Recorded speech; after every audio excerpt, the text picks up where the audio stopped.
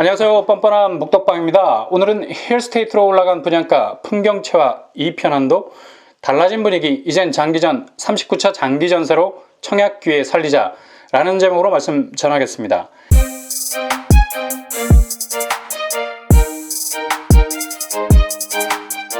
10월에 한 언론사 보도에서 분양보증심사기관인 허그의 분양가가 논란이 돼서 분양가가 조정이 될 수도 있다는 기사가 나왔었습니다. 지금의 로또 청약이라는 말이 나온 이유는 지나치게 높은 분양가를 적절하게 통제해서 고분양가를 억제하고 투기 수요를 원천적으로 차단하겠다는 의도였습니다. 그래서 서울에서 분양하는 신축 아파트인 경우 시세 대비 30%에서 40% 정도 낮은 분양가가 책정이 돼서 아파트 시장에 나오게 됐죠. 내 집 마련을 하는 분들의 입장에서는 정말 좋은 취지입니다. 일단 주택도시보증공사라 불리는 허그가 분양보증심사를 통해서 내놓은 분양가는 대부분의 신축 아파트 분양가 기준 역할을 해왔었습니다. 이때부터 분양가는 확실히 피부로 느낄 정도로 낮아지기 시작했죠. 저렴한 분양가로 신축 아파트가 풀리면서 가점과 경쟁률이 천정부지로 올라서기 시작했습니다. 이유가 뭘까요? 간단합니다. 낮은 분양가는 고이라는 잉어처럼 8cm 정도 되는 크기가 30cm로 자라는 것처럼 주변 시세를 맹렬하게 추격할 뿐만 아니라 그 시세를 훌쩍 넘어가는 현상을 보여줬습니다. 이러니 사람들 가슴이 뛰지 않을 수가 없는 거죠. 그래서 청약 광풍이 아니라 청약 허리케인 현상이 일어났던 겁니다. 이렇게 되니 건설사 입장에서는 굉장한 부담이 된 겁니다. 일단 기업의 원초적인 목적이 높은 수익 창출 아닙니까? 그런데 분위기가 반대로 돌아가다 보니까 당초 예상했던 신축 아파트 분양 수익이 마이너스 될 것 같은 불안감에 휩싸여 버린 겁니다.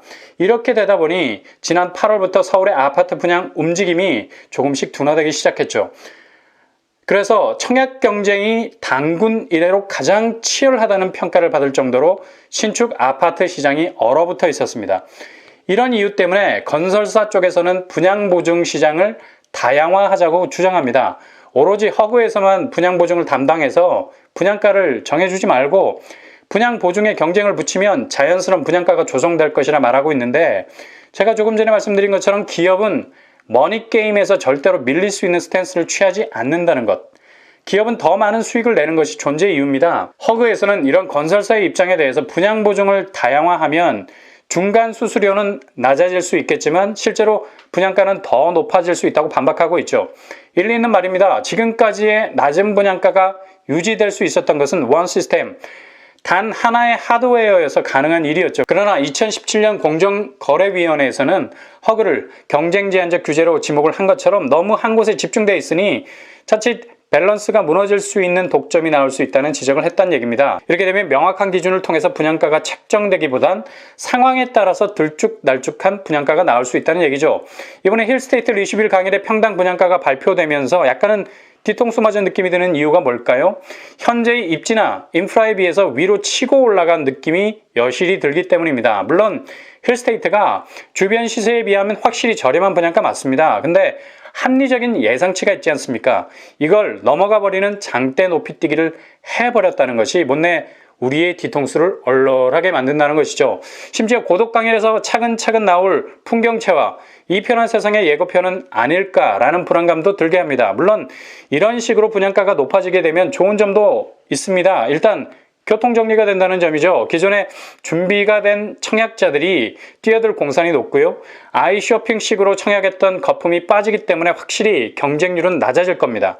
그리고 높은 가점자들은 최상의 입지를 고를 것이기 때문에 약간의 입지적 핸디캡이 있으면 통장을 쉽사리 던지지 못할 겁니다. 물론 분양가가 높아지면 시세 차익도 줄어들게 되니 로또 청약이라는 광풍도 점차 수그러들 가능성도 있죠. 그러나 뭐니 해도 머니가 아닙니까? 가점과 경쟁률이 낮아지는 것도 중요하지만 그보다 더 중요한 것은 바로 분양가가 낮아지는 것입니다. 고분양가를 견제하기 위한 지금의 기조가 흔들림 없이 유지되는 것이 좋은 거죠. 이를 위해서 국토부에서는 KDI, 한국개발원을 통해서 주택분양보증제도의 발전 방향을 주제로 한 연구 용역의 결과를 보고받을 예정이라고 하네요.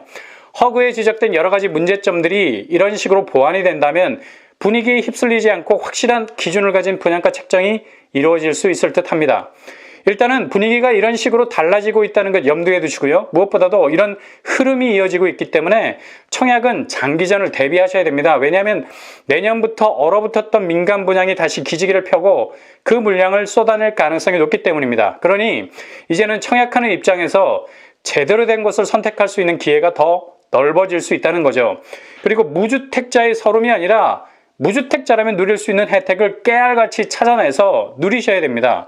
이를 중간 사다리 삼아서 마지막 내 집 마련이라는 승부처까지 올라가셔야 한다는 얘기죠. 이를 위해서 이번에 제39차 장기전세를 분양합니다. 장기전세, 보통 장전이라고들 하시는데 좋은 점이 네 가지입니다. 첫째, 저렴한 전세가.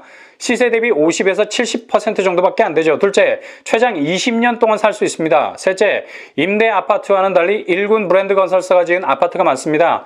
분양단지와 소셜 믹스가 되어 있어서 주거차별 걱정하지 않아도 됩니다. 근데 계약 갱신 시 소득 기준을 맞춰야 하는 번거로움이 있죠. 소득 기준을 초과하면 퇴거를 해야 하는 부담도 있습니다. 그래도 살면서 횟수 제한 없이 청약 지원할 수 있고 당첨되면 입주 시점에 맞춰서 퇴거할 수도 있습니다. 이번 39차 장기전세는 SH공사가 87개 단지 550세대의 입주자 모집 공고를 발표했습니다. 이번 단지에는 신마곡을 비롯해서 반포자이, 서초 더시아포레, 송파 레미안 파인탑, 위례 10블럭이 포함되어 있습니다. 이처럼 서울 중심에서 안정적인 전세에 살면서 청약 스펙을 쌓아가며 기회를 노릴 수 있는 장점이 있죠. 공급 면적도 33제곱미터에서 114제곱미터까지 다양한 평형이 나와 있습니다. 신청 자격, 서울시 거주, 무주택 세대 구성원입니다. 세대원 전원 2주택을 소유하지 않아야 됩니다. 자산 기준, 부동산 2억 1,550만원, 차량 가액은 2,764만원 이하여야 합니다. 이 부분은 공공분양과 비슷하죠? 면적별 소득 기준도 있습니다. 60제곱 이하는 4인 가구 622만 6,324원입니다. 8호 이하는 4인 기준으로 747만 1,610원입니다. 8호 초과는 4인 기준으로 933만 9,513원입니다. 특별 공급 물량 그리 많지 않습니다. 단 29세대에 그치는데요. 저소득 신혼부부, 노부모 공양, 국가유공자, 3자녀 이상 가정입니다. 경쟁률이 아주 치열하겠네요. 신청일은 12월 21일부터 29일까지입니다. 여기서 중요한 것은 해당 순위 날짜에 신청해야 무효가 안 됩니다. 1순위는 12월 21일부터 24일까지, 2순위는 28일, 3순위는 29일 유념하시고요.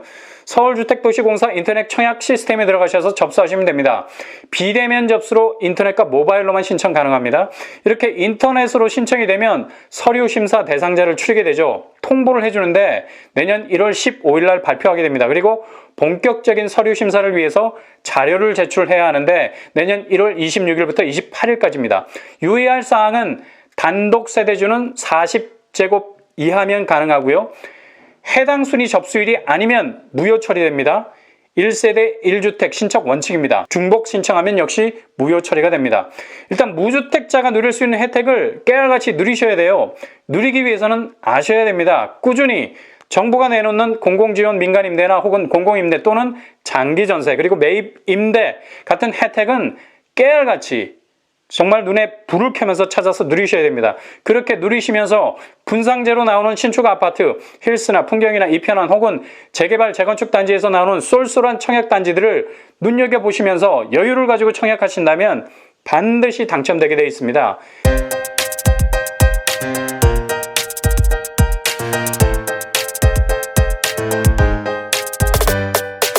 이를 위해 자금 준비, 몇 달 전만 해도 쉽게 신용대출 가능했는데 이제 막히기 시작했어요. 그래서 자금 계획은 손바닥 계산만 하시면 안 됩니다. 직접 은행 방문하셔서 대출 담당하고 대화를 나누셔야 돼요. 그래야 실제적으로 대출 분위기가 어떤 식으로 흐르고 있는지를 파악할 수 있으니까요. 굉장히 중요한 부분입니다. 제가 아는 분도 당첨되셨다가 머릿속에 있는 계산식으로만 대출 생각하셨다가 은행 간이 막상 대출 막혀서 발을 동동 구르던 분들이 더러 있었습니다. 반드시 대출 문제는 실물 경제 안으로 뛰어드셔야 됩니다. 그래야 설계가 가능합니다. 항상 여러분의 도전이 당첨이라는 길을 넓혀갈 수 있는 불도저가 되실 수 있기를 바랍니다. 이상으로 뻔뻔한 복덕방을 마치겠습니다. 구독과 좋아요 부탁드립니다. 감사합니다.